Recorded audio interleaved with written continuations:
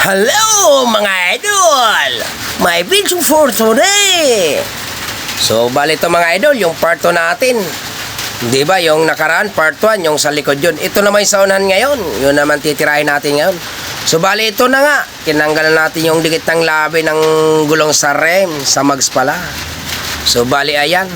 Tatanggalin na natin siya dyan. Kasi dyan din gagamitin natin gulong. Kasi bago pa po yan. Hindi kailangan natin magpalit ng gulong kasi bagong-bago pa po yan. So bali yan po yung stock na mags niya. So bali yan, makinis na makinis pa po yan. Talagang wala pang sabit yan. So bali ito na yung bago natin mags, Boom X. Napakagwapo. Bagong labas lang po yata to, Boom X. Napakagwapo po. Shoutout sa Boom X. So ayan, ikakabit na natin yung gulong niya na tinanggal natin doon sa isang mag, sa stock.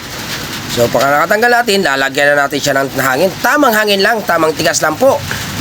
Pakita mo yung sobrang tigas ng gulong natin. Tamang hangin lang, yung tamang tigas.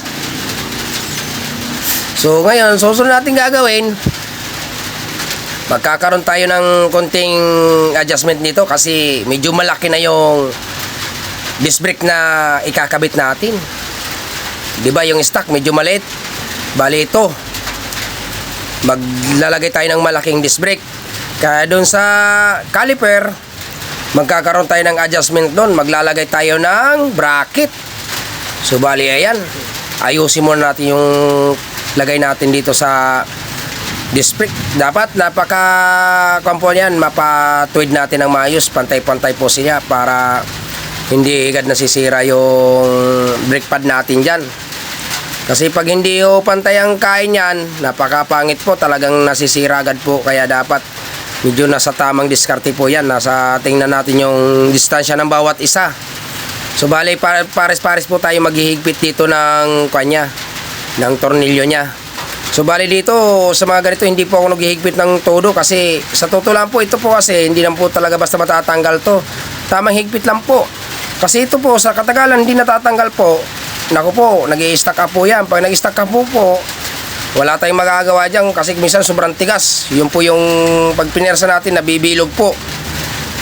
So, bali, ayan na nga po. Nakita nyo na, malaki na yung disc brake nya. So, bali, kakabit na natin siya ngayon. Yan, kakabit natin. So, bali, hindi pala muna, tatanggalin natin yung caliper. Kasi hindi pwede pasok yung ganyan. Kasi malaki na nga po yung disc brake natin. Sasabit po yan. Kaya gagawin natin, tatanggalin natin yan. Dalawang tornilyo po. Star din po yan. Stock po, star. Parang alin din po siya pero star po siya. So bali yan, kakabit na natin tong nabuo nating gulong sa mags. At tatanggal na natin yung caliper. So bali ito, ipipix na po natin yung gulong na yan. Yan, ganyan po talaga ang paglagay. Pag naglaki ka na po ng disc brake, tatanggalin po natin yung caliper at maglalagay po tayo ng bracket. Ngayon, pag ganito na po talaga kalaki, ganito rin po rin ang diskarte niyan. Tatanggalin mo po rin yung caliper natin dyan. Kasi pag hindi mo po tinanggal yung caliper na yan, hindi mo pa ipapasok ng maayos yung mags dyan. Kasi sumasabit po yan. Kahit nga ipalabas mo sasabit po yan.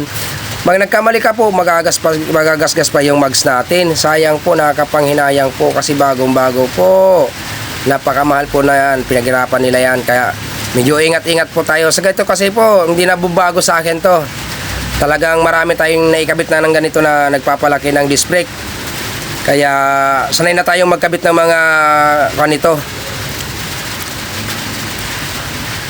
Kung ano man ilalagay dyan, kaya sanay na tayo dyan. So bali ayan, ikinabit na natin yung bracket. Hihigpitan natin ng maayos yan kasi syempre preno yan, buhay ng tao nakataya dyan. Kaya dapat maging maayos ang gawa natin yan. So bali ito na ang finished product yan mga ka-idol.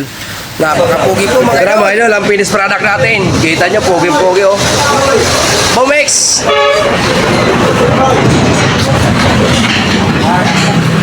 Ito yung palikod niya mga idol oh, ng Boom X. Napakapugi idol. Dating na idol. Pogi.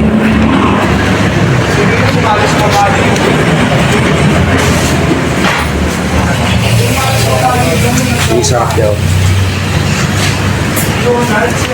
Iba naman dito. Medyo.